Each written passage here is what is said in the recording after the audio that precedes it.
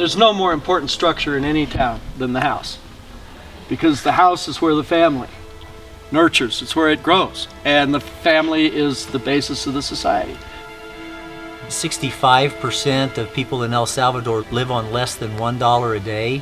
With that poor income, they can't afford to do anything else. They can't afford medicine, they can't afford a lot of good food and stuff, and so I think there's a lot of need. People always ask me, what you're a pediatric rehab doc, why are you concerned about housing, education, nutrition? And I said, well, to me, that's preventive medicine. I mean, you have to have those things to keep people out of poverty, to keep them together as a family. We've heard this week about how many men have left the country to work elsewhere to send money back. But how do you keep that nucleus of what builds the community intact within a home? Not a house, but a home.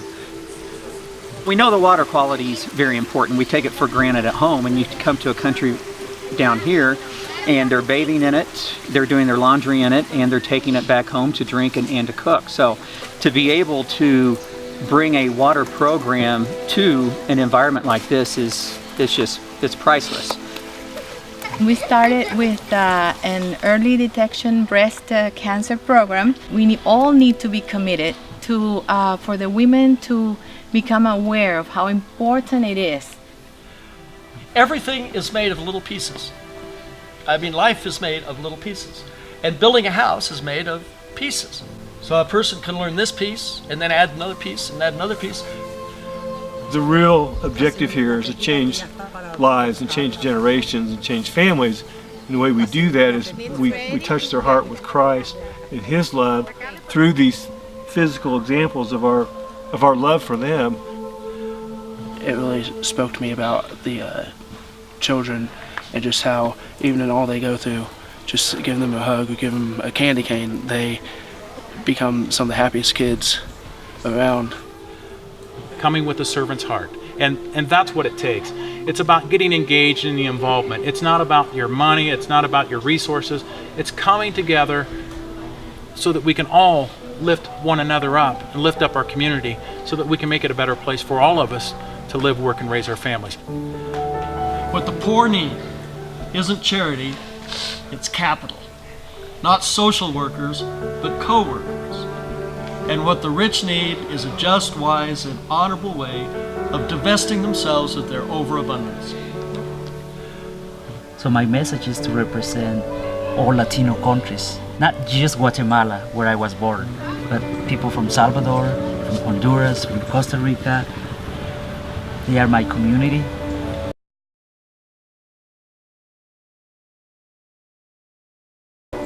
We all have been called to make a difference in this world. And coming back to Central America, it's always a great thing, but also it just touches my heart. When I went there, I wasn't taking anything but my camera, and I left with 1,000 hugs from Natalia and all the kids from there. So what I really find important, and I heard that everyone said, it's childhood. It's so important. Those kids, they don't need many things to be happy. They just need a little attention. What they need is start dreaming, and by us going there, they have the hope and they start dreaming again. It's not about money, it's not about time. Sometimes it's just about to have the motivation and the idea to be someone who can give something, a little thing for somebody else. Jesus said the poor will always be among you, but He didn't say, so forget about them. Because then He went on to say, take care of them, help them, reach out to them. And I think that we're finding ways to reach the poor that might help them out of poverty. So much of poverty is a state of mind, and so many people who are in poverty are there by inheritance.